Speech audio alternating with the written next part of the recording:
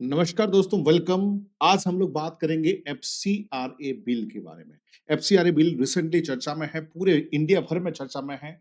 और अभी इस वीडियो में हम लोग डिस्कस करेंगे कि एफसीआरए बिल होता क्या है और गवर्नमेंट जो है एफसीआरए बिल को इंट्रोड्यूस करने में इतना फोकस, इतना जोर क्यों दे रहा है और ऑपोजिशन पार्टी एफसीआरए बिल को क्यों जो है अपोज कर रहे हैं। ठीक है, चलिए डिटेल में समझते हैं।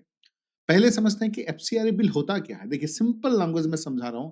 अगर किसी इंडियन एनजीओ ऑर्गेनाइजेशंस को फॉरेन कंट्री से डोनेशन या फंडिंग मिलती है, तो उस फंडिंग को रिसीव और यूज करने के लिए एफसीआरए का रूल्स फॉलो करना पड़ता है।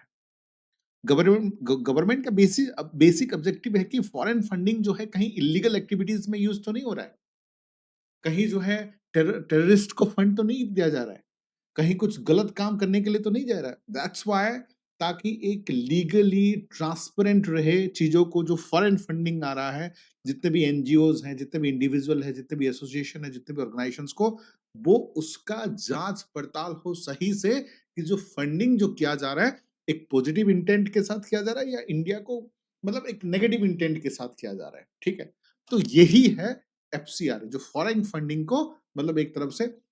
इस वीडियो में ये भी समझेंगे कि कौन-कौन जो है एफसीआरए फॉरेन फंडिंग को रिसीव कर सकता है और कौन-कौन एलिजिबल नहीं है, जो रिसीव नहीं कर सकते। देखिए, तो सिंपल सी बात है। यहाँ पर देखो, मैं बताना चाहूंगा आप लोगों को, जैसे कि देख देख पा रहे होंगे आप लोग, ठीक है, कि foreign contributions regulating act FCRA is enacted by the government of India to regulate, क्या है, फॉरेन कंट्रीब्यूशन, जो कि मनी के तौर पर हो सकता है, सिक्योरिटी के तौर पर हो सकता है, गिफ्ट के तौर पर हो सकता है। और ये किसको दिए जाते हैं? इंडिविजुअल को भी दिए जाते हैं, एसोसिएशन को, एनजीओज को, ऑर्गेनाइजेशंस को।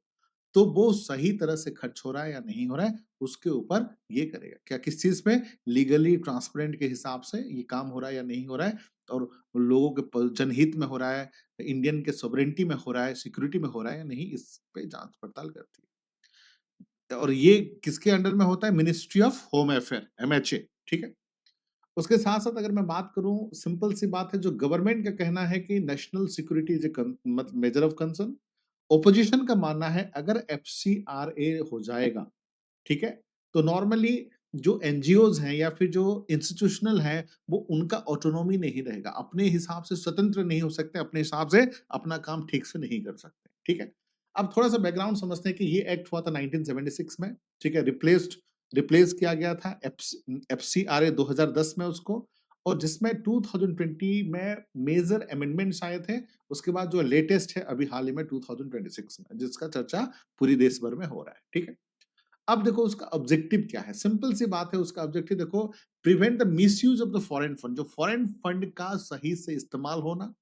उसके साथ साथ ताकि जो इंडिया के सोवरेनिटी है, यूनिटी है, इंटीग्रिटी और नेशनल सिक्योरिटी है, उस पर कोई इम्पैक्ट ना हो।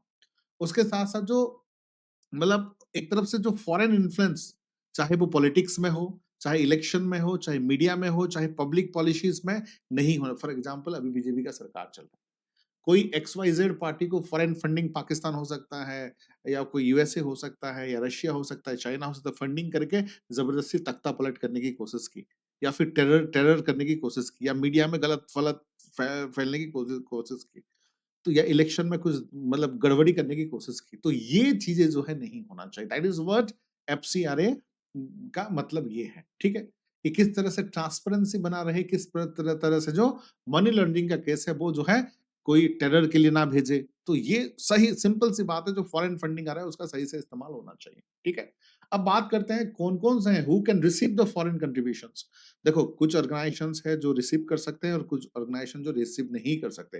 पहले मैं समझा रहा हूँ कि कौन जो है रिसीव कर सकते हैं। देखो क्या है, कौन कर सकते हैं रिसीव उसमें। ठीक है, only after FCRA registration and prior permission के बाद जो रिसीव कर सकते हैं, registered NGOs, non government organisations कर सकते हैं, चैरिटेबल ट्रस्ट कर सकते हैं, सोसाइटीज कर सकते हैं, एजुकेशनल इंस्टीट्यूशन कर सकते हैं, रिसर्च इंस्टीट्यूशन कर सकते हैं, रिलीजियस ऑर्गेनाइजेशन भी कर सकते हैं, और एक तरफ से जो नॉन प्रॉफिट कंपनीज हैं वो सब भी फॉरेन फंडिंग रिसीव कर सकते हैं। तो ये सब जो मैंने बताया, एनजीओज है, एजुकेशनल इंस्टीट्यूट है, रिसर्च ऑर्गेनाइजेशंस है, रिलीजियस, ये सब जो है रिसीव कर सकते हैं। अब मैं समझा रहा हूँ कौन कौन जो है रिसीव नहीं कर सकते, can not receive the foreign contribution, चाहे किसी भी हाल में हो। जैसे कि फॉर एग्जाम्पल, कोई इलेक्शन इलेक्शन में कोई कैंडिडेट है, निर्वाचन में लड़ने वाला कोई कैंडिडेट है, या कोई MP member of the parliament है, या कोई MLA member of the legislative assembly, ठीक है, एमएलए एमपी हो या एमएलएस हो, ठीक है, नहीं कर सकता।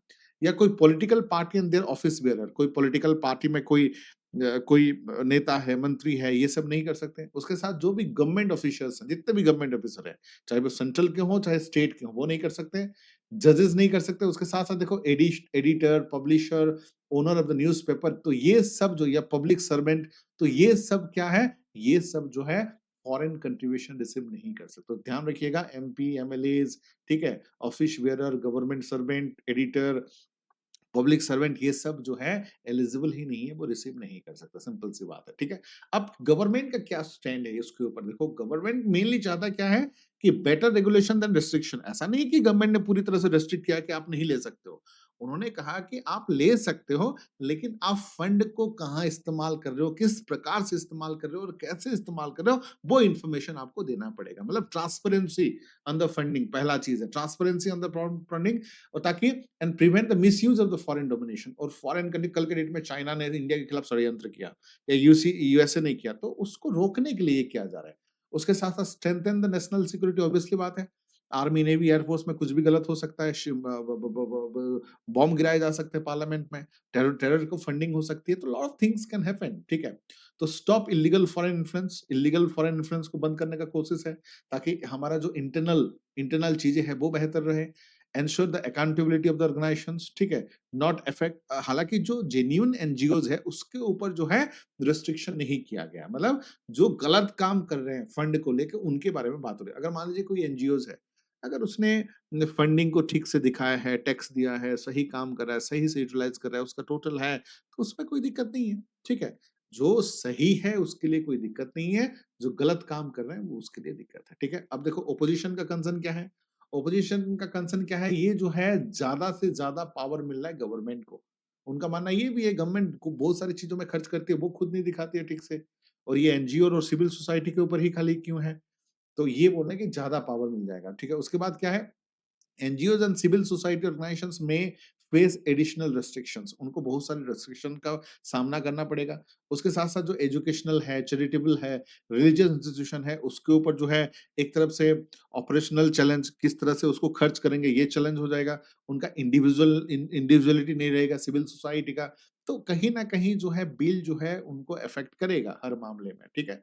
अब अगर देखें, ठीक है, गवर्नमेंट पर्सपेक्टिव और ओपोजिशन पर्सपेक्टिव में, गवर्नमेंट पर्सपेक्टिव क्या है? नेशनल सिक्योरिटी का रीजन है, ट्रांसपेरेंसी होना चाहिए, आप लाइए फंड बट अच्छा से खर्च करिए उसको पूरी तरह से, अकाउंटेबिलिटी, रेस्पॉन्सिबल होना चाहिए, और उसके साथ प्रिवेंट फॉरेन इन्फ्लुएंस, मतलब ऐसा ना हो कि फॉरेन जो है गलत इन्फ्लुएंस में आपको जो है गलत मोटिव लेके फंडिंग कर रहे हैं, वो सही होना चाहिए, ठीक है। ओपोजिशन का क्या है कि एनजीओज को फ्रीडम होना चाहिए, सिविल सोसाइटी का इंडिपेंडेंट होना चाहिए, डेमोक्रेटिक राइट होना चाहिए, हम अपने हिसाब से कर सकते हैं, और लिमिटेड गवर्नमेंट कंट्रोल जो है एक लिमिटेड होना चाहिए।